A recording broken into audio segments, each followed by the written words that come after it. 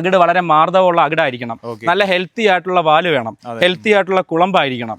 മനസ്സിലാവില്ല, ഇതെല്ലാം നോക്കുമ്പോഴാണ് നല്ലൊരു ഹെൽത്തി ആണെന്നൊരു പശുവാണെന്ന് പറയാൻ പറ്റും. നമ്മുടെ ഈ ആഴ്ച വന്ന നല്ല അടിപൊളി സൂപ്പർ പശുക്കളാണ് വീഡിയോയിൽ കാണുന്നത്. ഈ ആഴ്ചയിൽ പശു ആദ്യം എടുക്കുന്ന 5 വർഷത്തെ കിടിലോ ഒരു ഓഫർ കൊടുക്കുകയാണ്. 6 പല്ലുള്ള നല്ല അടിപൊളി സ്വിസ് ബ്രൗണിലെ HF കയറിയിട്ടുള്ള നല്ല അടിപൊളി ഒരു പശുവാണ്. ഇതിന്റെ വിലഭാഗം നമ്മൾ ചോദിക്കുന്നത് വെച്ച് കഴിഞ്ഞാൽ 80 രൂപയാണ് ചോദിക്കുന്നത്. ലാസ്റ്റ് ഫൈനലി നമുക്ക് കച്ചവടത്തിന്റെ ഭാഗമായിട്ട് വില അഡ്ജസ്റ്റ് കൊടുക്കാം. നല്ല ഒരു കറവ പശുവിന്റെ ലക്ഷണങ്ങളെല്ലാം നോക്കി, അതിന്റെ അസുഖങ്ങൾ നോക്കി, അതിന്റെ കണ്ണ് പിടിച്ച് നോക്കി, അതിന്റെ ബാക്ക് ഈനം, നമ്മൾ എപ്പോഴും പറയുന്നുണ്ട് ഈ ബാക്ക് ഈനം എല്ലാം ചെക്ക് ചെയ്തിട്ട് എടുത്തിട്ടുണ്ട് പശു. അപ്പൊ ആ പശുവിന് എന്തായാലും ഫോൾട്ട് സംഭവിക്കത്തില്ല. തോൾക്കെട്ടി കുറവുള്ള പശു, ഇതെല്ലാം നോക്കി പശുവിന്റെ കുളമ്പ് ശ്രദ്ധിക്കും, പല്ല് പിടിച്ച് നോക്കും, പശുവിന്റെ ഓൾമോസ്റ്റ് എല്ലാം നോക്കിയിട്ടാണ് ഒരു പശുവിന്റെ കറവയും കൂടി നമ്മൾ എന്ത് ചെയ്യുന്നത് കണക്കെടുക്കുന്നത്. അപ്പൊ അങ്ങനെ വന്ന് കൊടുക്കുന്നത് കൊണ്ട് പശുക്കൾക്ക് നമുക്ക് വലിയ പാലി കുറവ് വരാറില്ല, കംപ്ലൈന്റും വരില്ല. ഇനിയും അകിടിറങ്ങാനുണ്ടോ, അകിടിറങ്ങാൻ വ്യാസം ഉണ്ടോ, കാഴ്ചയിൽ നമുക്ക് മടി ഇറങ്ങി, പക്ഷെ മടി നിറഞ്ഞിട്ടില്ല. പക്ഷെ നല്ല തുളുമ്പും ഇത് പ്രസവമാകുമ്പോൾ നല്ല തുളുമ്പി മടി പുറത്ത് കാണിക്കാൻ പറ്റാത്ത വിധത്തിൽ നല്ല അകിടാവുന്ന ഒരു പശുവാണ്. എല്ലാ കർഷകരും എടുത്തു ചോദിക്കുന്ന കളറാണ് റെഡ് ആൻഡ് വൈറ്റ് കോമ്പിനേഷൻ. അത് HF-നകത്ത് എന്ത് കയറിയിട്ടുണ്ട്,